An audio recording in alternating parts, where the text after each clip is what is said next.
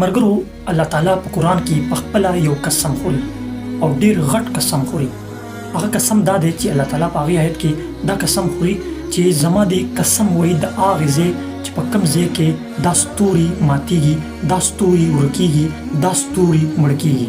نو د ستورو باره کې خو ما تاسو ته په ډېرو ویډیوګانو کې ویلي دي چې ستوري زموږ د دې نور غونته سټار ته وایي. زموږ په کائنات کې همدغه شان 400 اربه ستوري دي د نور په شان. نو الله تعالی دا قسم ولې خوړلی دی؟ هغه کوم ځای دی چې کوم ځای کې دغه د نور په شان غټ غټ ستوري مړه کېږي او دا ستوري هلته ماتېږي. الله تعالی قسم خوري چې زما د قسم وایي د هغې ځای د هغې مقام چې په کوم ځای کې دا ستوري ماتېږي، دا ستوري ورکېږي. نو هغه ځای چې کوم دی د کوم ځای باره کې چې الله تعالی په قرآن کې دا دومره غټ قسم خوري هغه بلیک هول دی.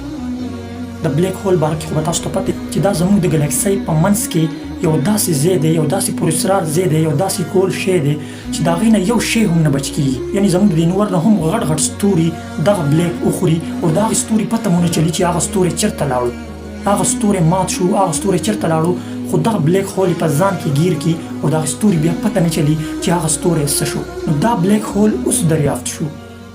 د دې کوم بلیک هول باره کې چې الله تعالی په قرآن کې قسم خوري چې زما د قسم وایي د هغې مقام چې چېرته دا ستوري ماتېږي، دا ستوري ورکېږي، د دې آیت نه مراد بلیک هول دی.